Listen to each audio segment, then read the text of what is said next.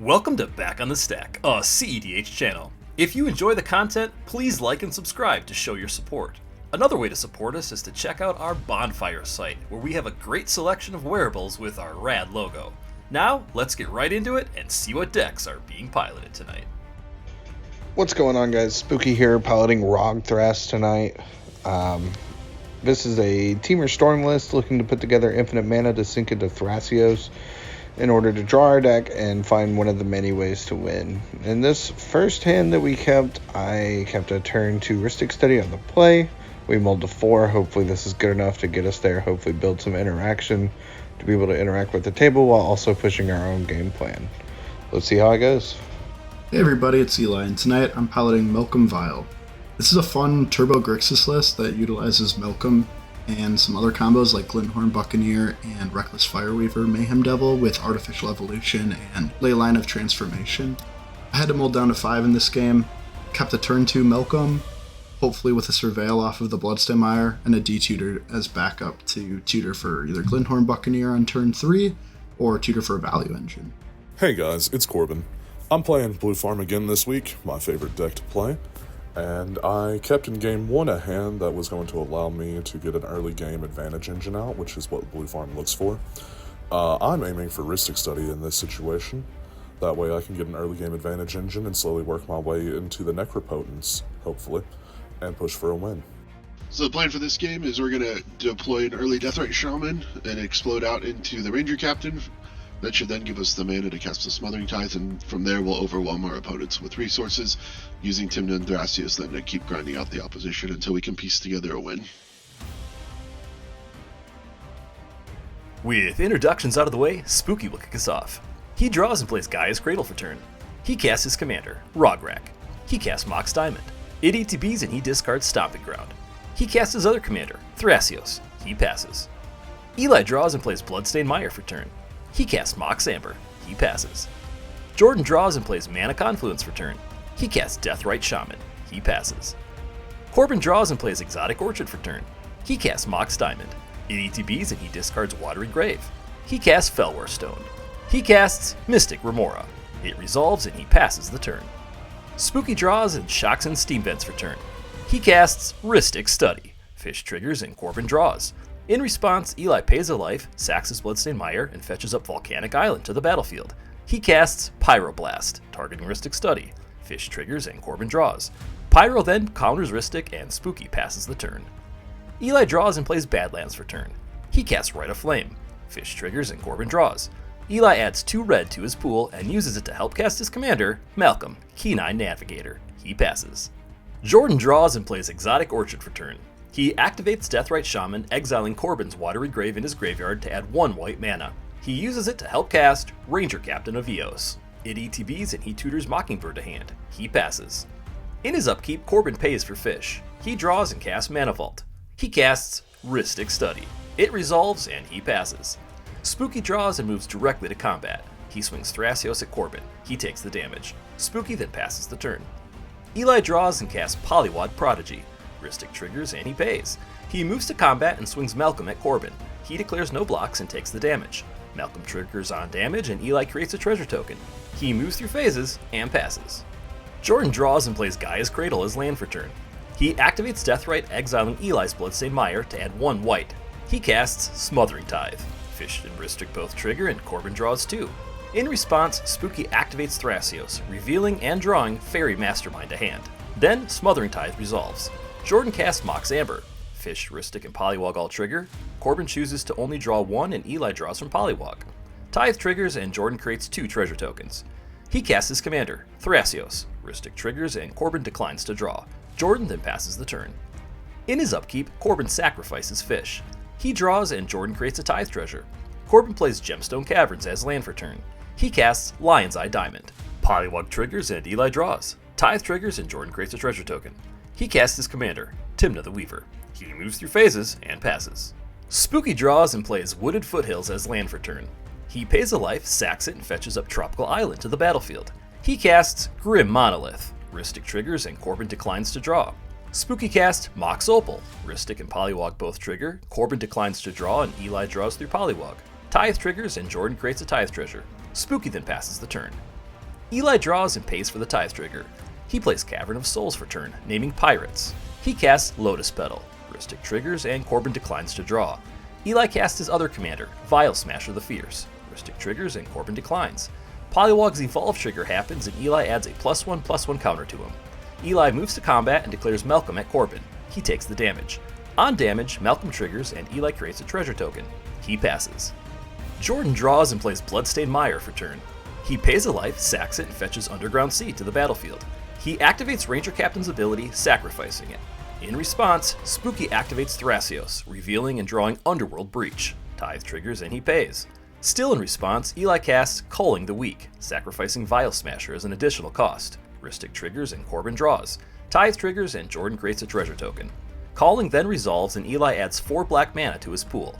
He uses 2 of it to help cast Tainted Pact. Rhystic triggers and Corbin draws. Jordan then makes another Tithe treasure. Tainted Pact resolves and Eli exiles cards from the top of his library until he reveals and puts to hand Brain Freeze. He casts Brain Freeze, with all 3 copies targeting Jordan. Rhystic triggers and Corbin draws. Tithe triggers and Jordan creates a Tithe treasure. Then Jordan mills 9 cards. Then Ranger Captain's ability resolves, locking his opponents out from casting non-creature spells for the rest of the turn. Jordan casts Survival of the Fittest. Rhystic triggers and Corbin states he will decline to draw this turn. Jordan activates Survival, discarding Mockingbird and tutoring Devoted Druid to hand. He activates Survival again, discarding Devoted Druid and tutoring Hazel's Brewmaster to hand. He casts Hazel. It ETBs and he exiles Devoted Druid from his grave and creates a food token. The food token then has all activated abilities of creatures exiled with Hazel's Brewmaster. He is then able to tap and untap the food token for green, adding a -1/-1 counter every time he untaps. He then presents a loop of creating infinite green mana. He then activates Thrasios over and over, putting all lands into play tapped. He then casts all of his green creatures and then casts Finale of Devastation, where X equals 13 billion. He swings his buffed up hasty creatures for lethal, and Jordan wins the game. The pod wanted one more chance to take down the Boil 2 champion, so they decided to shuffle up, re-randomize seed order, and play again.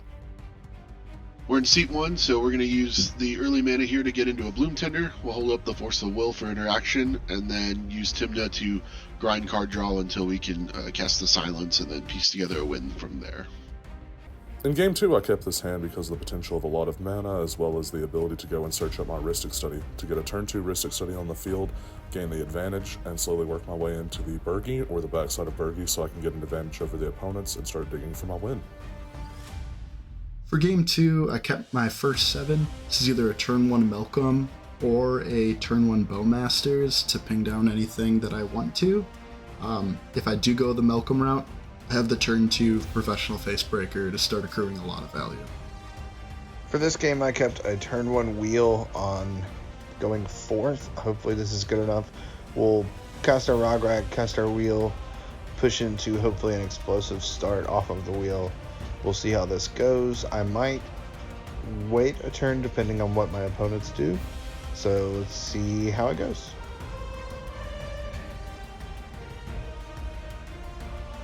With opening hands decided, Jordan will start us off. But first, Spuki has a pre-game action. He puts Gemstone Caverns into play, exiling Windswept Heath. Jordan draws and plays Tundra for turn. He casts Mox Diamond. It ETBs and he discards Savannah.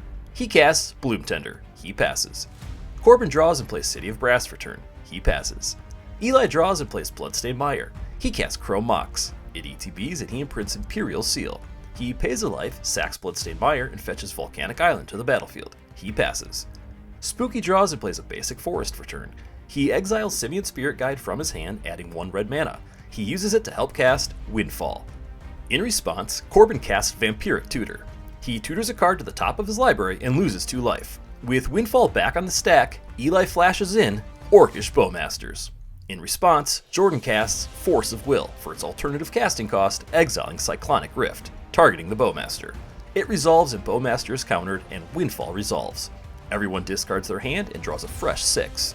Spuki casts his commander, Rograk. He passes. Jordan draws and plays Command Tower for turn. He casts Lotho, Corrupt Sheriff. He casts Mox Amber. Lotho triggers and Jordan loses a life and creates a treasure token.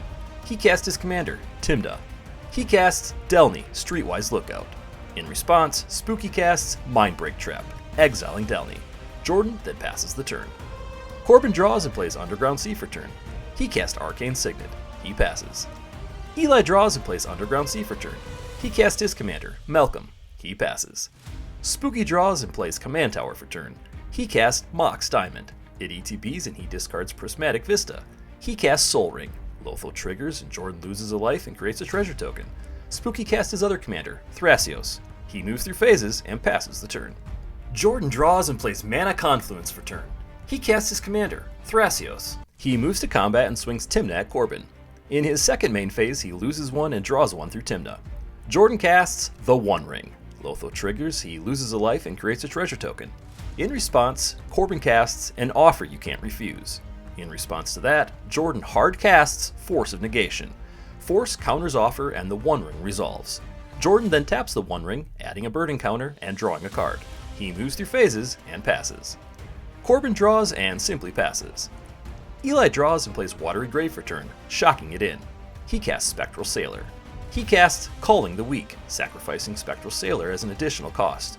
It resolves and he adds 4 black mana to his pool. Eli casts Underworld Breach. It resolves and he escapes Orcish Bowmasters. It ETBs and he pings Lotho. Eli escapes Curiosity, targeting his Bowmaster.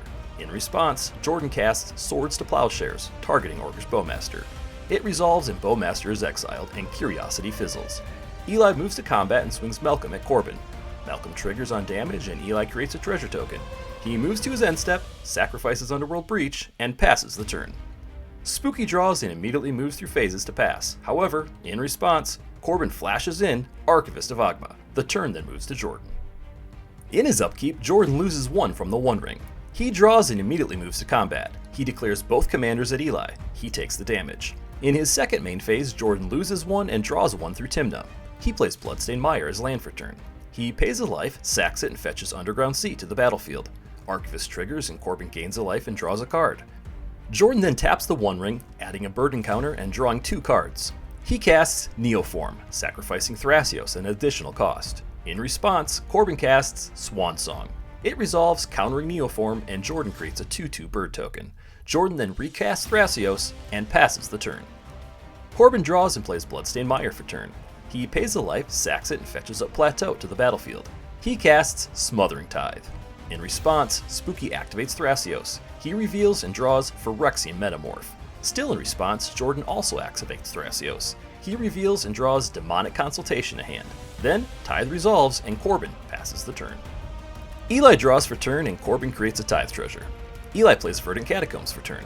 He casts Jeska's Will, targeting Corbin and choosing both modes.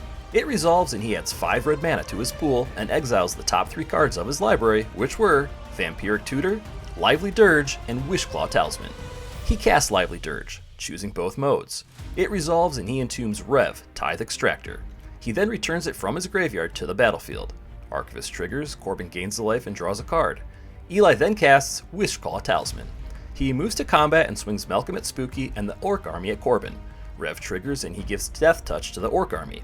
Both opponents take the damage, Malcolm and Rev both trigger on damage. Eli creates 3 treasure tokens and exiles the top card of both Corbin and Spuki's library face down. He may cast those cards as long as they remain exiled at any time. Eli then passes the turn. Spuki draws and Corbin creates a Tithe treasure. Spuki casts Phyrexian Metamorph. It ETBs and he has it become a copy of the One Ring. He taps it right away, adding a burden counter and drawing a card. Tithe triggers and Corbin creates a treasure token. Spuki plays Polluted Delta for turn. He then passes. In his upkeep, Jordan loses 2 from the One Ring. Still in upkeep, he casts Worldly Tutor. It resolves and he tutors Valley Floodcaller to the top of his library. Archivist triggers, Corbin gains a life and draws a card. Jordan draws for turn and Corbin creates a Tithe treasure. Jordan moves to combat and swings his 2/2 bird token at Corbin. He takes the damage. In his second main phase, Jordan loses 1 and draws 1 through Tymna, and Corbin creates a Tithe treasure. Jordan plays Flooded Strand as land for turn. He casts Seedborn Muse. In response, Corbin hard casts Force of Will. It resolves and counters Seedborn. Jordan then passes the turn. Corbin draws and immediately casts Toxic Deluge, paying 4 life, attempting to give all creatures -4/-4 until the end of turn. It resolves and board wipes all creatures. Corbin attempts to move through phases, but in response, Eli pays a life, sacks Verdant Catacombs, and fetches Undercity Sewers to the battlefield. It ETBs and he surveils 1, leaving it on top. The turn then moves to Eli. Eli draws and Corbin creates a Tithe treasure. Eli casts Rhystic Study. In response, Spuki pays a life, sacks his polluted delta, and attempts to fetch. However, in response, Jordan pays a life, sacks his flooded strand, and fetches Scrubland to the battlefield. Then, Spuki fetches Tropical Island to the battlefield. Then, Rhystic resolves, and Eli passes the turn. In his upkeep, Spuki loses 1 from the One Ring. Still in upkeep, he taps the One Ring, drawing 2 cards. Tithe triggers, and Corbin creates 2 treasure tokens. Spuki draws for turn, and Corbin creates another treasure token. Spuki recasts his commander, Rograk.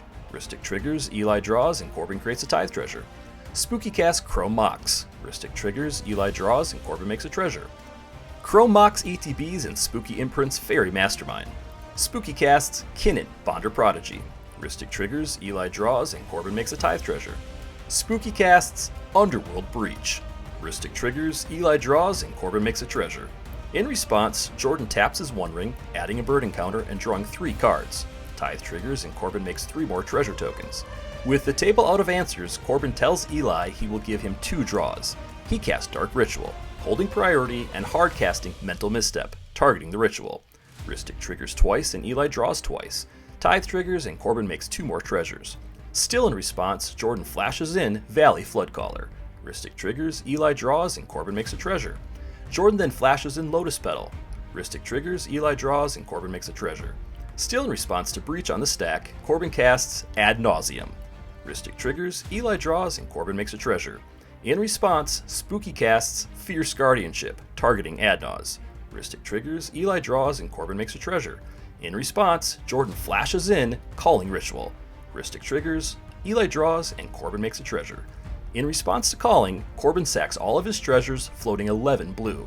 Still in response, Eli casts Born Upon the Wind. It resolves and he draws a card. Tithe triggers and Corbin makes a treasure. Still in response, Eli sacks his treasures, floating 2 black and 1 blue. Then, Calling Ritual resolves, destroying all non-land permanents with CMC 2 or less. Jordan then adds 3 green and 7 black to his pool. Fierce then counters Adnaz. With Breach back on the stack, Jordan casts Demonic Consultation. Rhystic triggers, Eli draws, and Corbin creates a Tithe treasure. Decon then resolves and Jordan names Mnemonic Betrayal. He exiles the top 6 and then continues until he reveals and puts to hand Mnemonic Betrayal. He then casts Mnemonic Betrayal. Rhystic triggers and he pays. In response, Spuki casts Intuition. Rhystic triggers, Eli draws, and Corbin creates a Tithe treasure. In response to that, Eli flashes in Mox Diamond. It ETBs and he discards Gemstone Caverns. Eli then flashes in Lion's Eye Diamond. Eli flashes in Praetor's Grasp, targeting Corbin. It resolves and he exiles a card from Corbin's library face down. He sacrifices LED, adding 3 red and discarding his hand. He then casts Corbin's exiled card, which is Underworld Breach. He escapes LED and then sacks it for 3 blue. He escapes Lively Dirge, choosing the Entomb option, putting Brain Freeze into his graveyard. He escapes LED again and cracks it, adding 3 blue. He escapes Brain Freeze with all 17 Storm copies, targeting himself. He escapes LED again, cracking it and adding 3 more blue. He escapes Brain Freeze, again milling his entire deck. He escapes Thassa's Oracle. With his devotion to blue being greater than the cards remaining in his library, Eli wins the game. What a wild series of games with a ton of interaction. That last turn cycle alone is what makes this format so much fun. The Back on the Stack team wants to give a huge thank you to Jordan Drake for hanging out with some of the crew and jamming some games, as well as another congratulations for taking down the Boyle 2. Check out all of our deck links listed below, and we will see you back on the stack. Okay, we have Calling Grid on the stack, right? Yeah. And Adnals, technically. And a Fierce Guardianship and a Underworld Reach. I think we need the Adnals to go through, though. I don't think we need the Nas to go through. Jacob. We do. I'm at 25 life. What's the worst that could happen?